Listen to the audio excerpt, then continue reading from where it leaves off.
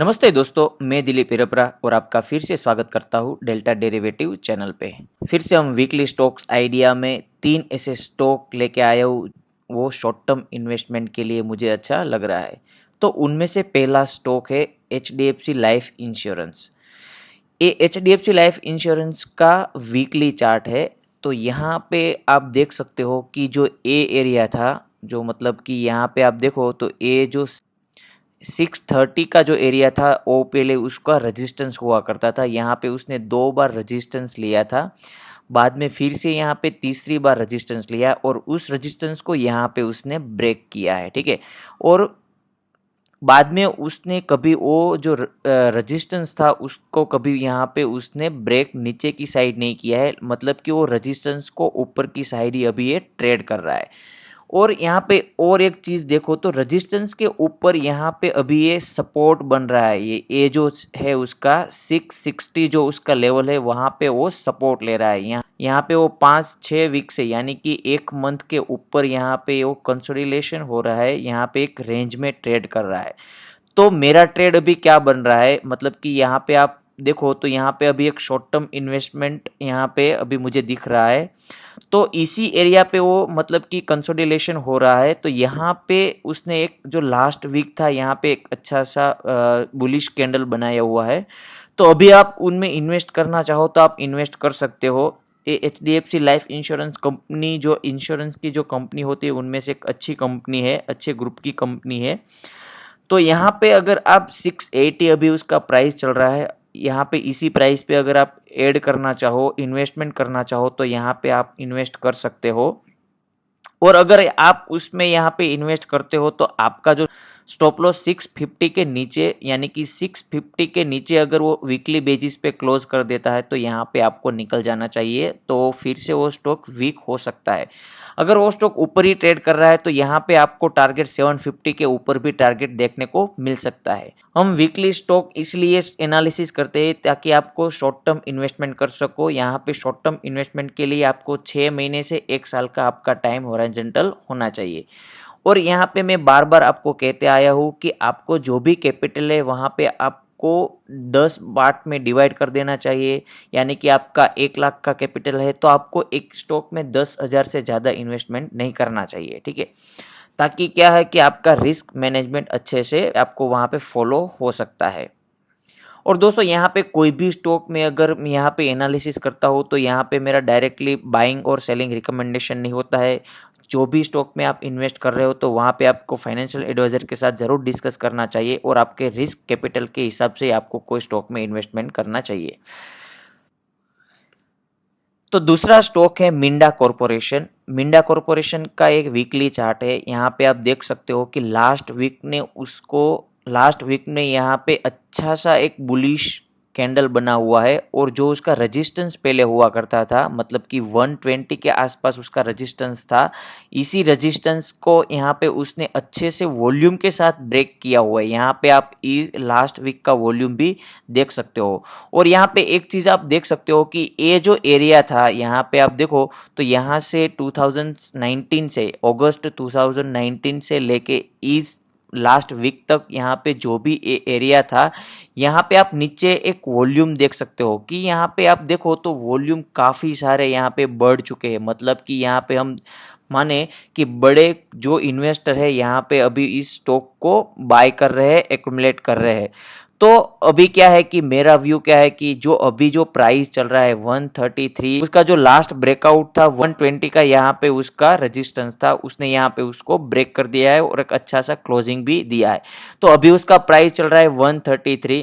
अगर आप 133 में भी बाय करना चाहो तो भी बाय कर सकते हो। अगर आप नीचे के लेवल में यानी कि 120 और 130 के बीच में भी अगर ऐड करना चाहो तो बाय कर सकते हो।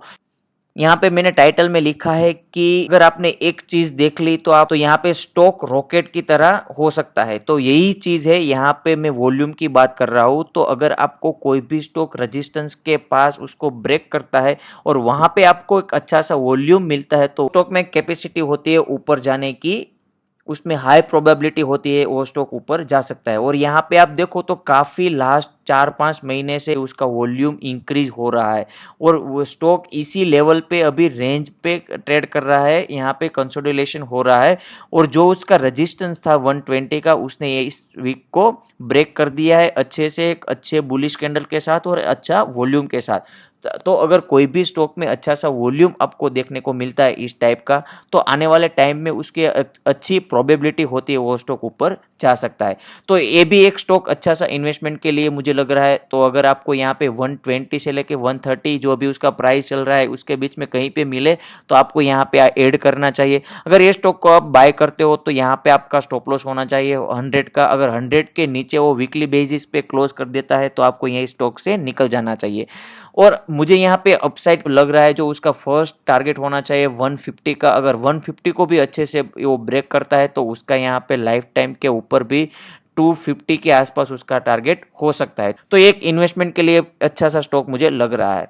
लिस्ट में तीसरा और लास्ट स्टॉक है वीएसटी ट्रेलर ट्रैक्टर। यहाँ पे आप देखो तो ये स्टॉक में भी लास्ट स्टॉक ने हमें बात की इसी तरह यहाँ पे वॉल्यूम इंक्रीज हो रहे हैं और जो उसका जो लेवल था 2000 का लेवल था काफी वीक से वो एक मतलब कि रेजिस्टेंस की तरह फेस कर रहा था और यहाँ पे आप देखो तो एक रेंज बना हुआ था और ये रेंज में ट्रेड कर रहा था। तो इसी वीक ने इस रेंज को ब्रेक किया है अच्छे वॉल्यूम के साथ। उसके पहले ही यहाँ पे इस स्टॉक में अच्छा सा वॉल्यूम आने लगा है और लास्ट काफी वीक से वो एक रेंज में ट्रेड कर रहा था और इसी रेंज को इस वीक में उसने ब्रेक किया है अच्छे से वॉल्यूम के साथ। तो अगर क्या है कि अगर आप इस स्टॉक में इन्वेस्ट करना चाहो तो आप इन्वेस्ट कर सकते हो। यहाँ पे भी अगर देखो तो यहाँ पे 2000 का जो उसका रेजिस्टेंस था उसने ब्रेक किया है और 2000 के ऊपर वो अभी ट्रेड कर रहा है, 2133 पे वो ट्रेड कर रहा है। तो क्या करना है कि अगर आप इसी लेवल पे अगर आप ऐड करना चाहो तो ऐड कर सकते हो और अगर आप नीचे के लेवल पे भी ऐड करना चाहो 2000 के आसपास ऐड करना चाहो तो भी कर सकते हो। तो अगर आप कोई स्टॉक में 10,000 इन्वेस्ट कर रहे हो और तो आप क्या कर सकते हो कि आप अभी 4 या 5,000 का इन्वेस्ट अभी कर सकते हो और बाकी का जो 5,000 बचता है उसको आप नीचे के लेवल पे भी ऐड कर सकते हो। अगर नीचे वो नहीं आता है और इसी एरिया पे आपने 5,000 लगाया है को 5,000 से ही उस पोजीशन को रन करना चाहिए। इसी तरह आप ऊपर के लेवल पे जो अभी भाव चल रहा है वही लेवल पे और नीचे के लेवल पे आप एवरेज आउट कर सकते हो।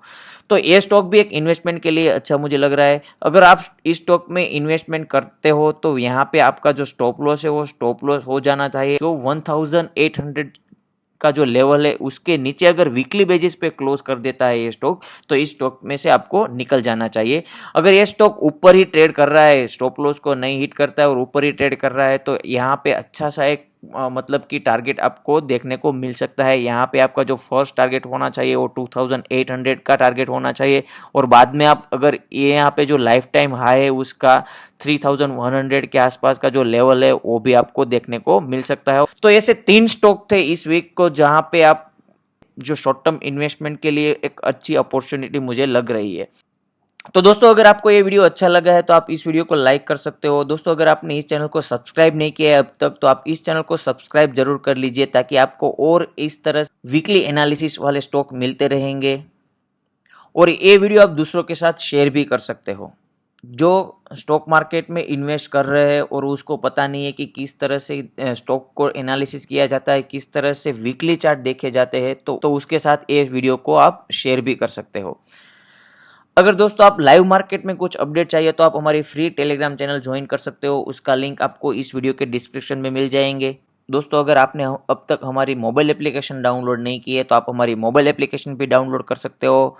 उसके लिए आप प्ले स्टोर में या ऐप स्टोर में जाके बड़ा प्रॉफिट सर्च करोगे तो वहाँ पे आपको फर्स्ट आइकन वाली जो एप्लीकेशन मिलेगी उस एप्लीकेशन को डाउनलोड कर सकते हो। वहाँ पे भी इस तरह से डेली आपको टेक्निकल एनालिसिस वाले चार्ट मिलते रहेंगे तो वहाँ से भी आप टेक्निकल एनालिसिस स्टडी कर सकते हो। तो इस वीडियो में गाइज इतना ही। हम मिलेंगे ऐसे ही कोई नई इन्फॉर्मेटिव वीडियो में। तब तक के लिए गुड बाय और टेक केयर।